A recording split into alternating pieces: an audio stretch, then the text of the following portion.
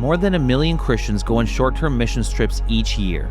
They're popular with youth groups and families, and often recommended as a way to get a taste for missions.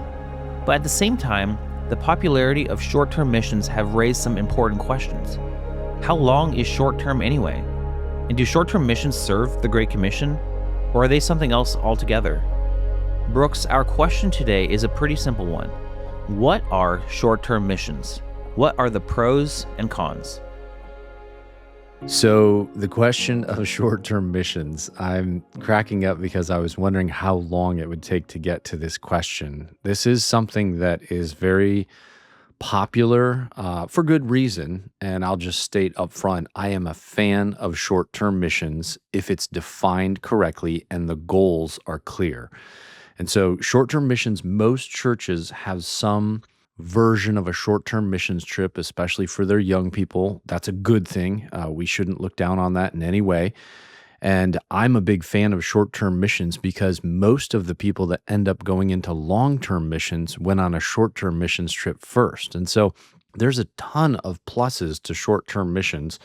What I get nervous about with short-term missions is that somehow people start thinking short-term missions is the way that we're going to reach the world. They never say it, but they start acting like it. I was at a missions conference, a really well-known one, very large, and they started having all the people who had gone on short-term missions trips stand up. And it's one of those icebreaker opening questions. And they said, okay, all the people who have been on 2 trips or less, sit down. And like half the audience sat down. All the people who have been on like 10 trips or less sit down, and most everybody sat down. And they finally worked their way to the last girl who was standing, and she'd been on 26 short-term missions trips.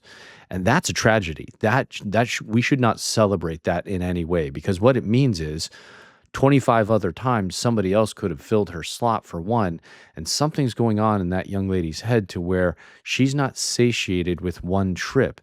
It's not heading her towards a direction of being more involved long term. It's filling the gap in her mind for why she should or how she should be doing missions. That's not a good thing. Short-term missions, and historically, let's keep in mind that the missionaries that came before us, Adoniram Judson, Hudson Taylor, those guys defined short-term missions as anything less than 5 years. We have created this unique little niche in missions today where there's short-term, then there's mid-term, and then there's long-term. I would say, no, there's no mid-term. There's 5 years or less. That's short-term. I'm going to stick with Judson on this. And there's long-term, the people who go and keep the calendar open-ended. We're there till a church is planted.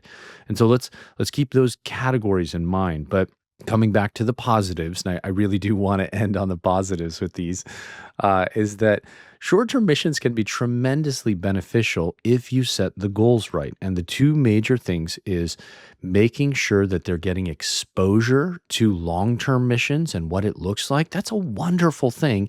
And not thinking that they're going to evangelize the world through short-term missions. Now, there can be evangelism if you're going to a country that speaks the language that you speak.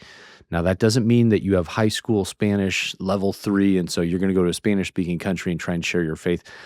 Generally, high school level Spanish is not really that high quality when you get overseas. But if you're going to an English-speaking country, absolutely, share your faith and give them churches that they can tie into, anybody who you may possibly be blessed to lead to Christ or at least lead them to the truth. Have them involved in those things and help them see something beyond just you being there. But as a general rule in short-term missions, don't try to evangelize if you don't know the language.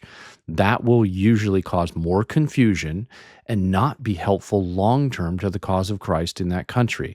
But if you're going for exposure, like just to see, look at what the Lord is doing in Afghanistan, in Papua New Guinea, in Indonesia, in Zambia. Look at what the Lord is doing through these ones who are long-term here, and it exposes young people especially to maybe the Lord would have me serving in this way. And this kind of ties into the second main thing that's positive for short-term missions. The exposure is number one, but number two is helping them see what long-term missions looks like and helping the long-termers on the field. As short-termers go, like when we were overseas, we had a short-term team come.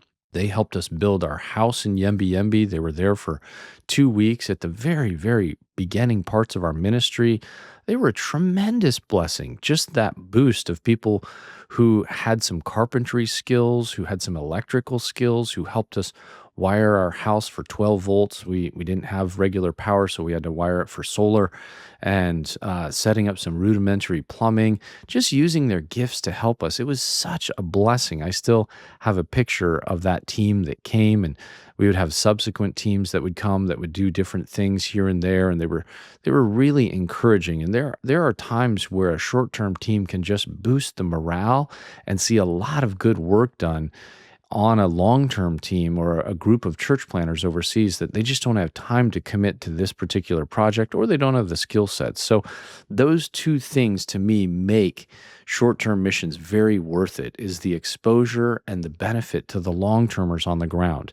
If we don't mix in there the evangelism portion, or the idea that somehow as us going as short-termers is going to see the world reach for Christ, then I think you steer away from the things that can be quite bad, and you steer towards the things that are helpful.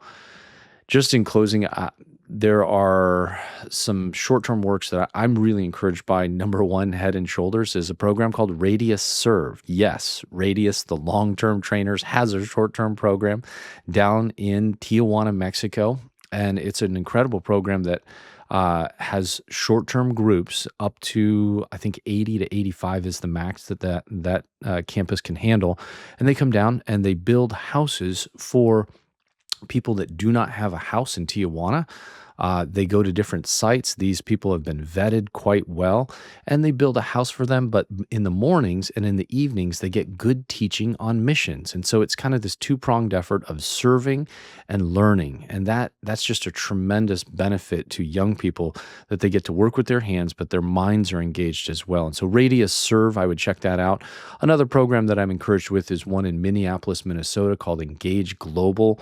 Also a great program that's just really educational. I know the leaders there, very encouraged with them, the way that they think, and the way that they speak of long-term missions. And then the third one would be another program called the Interface Program that's put on by Ethnos 360. That's done some tremendous things over the years. I've been privileged to teach at that a couple times, but those would be the three that I would recommend, kind of in that order, if you will. But very, very thankful for short-term missions, what it can do if it's run well.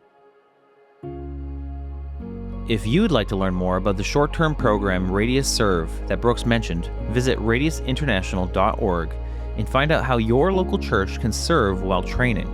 And if you have a question for Ask Missionary, comment on this episode or send us an email. And subscribe to be notified when our next episode, Viral Missions, airs next week. Thanks for listening.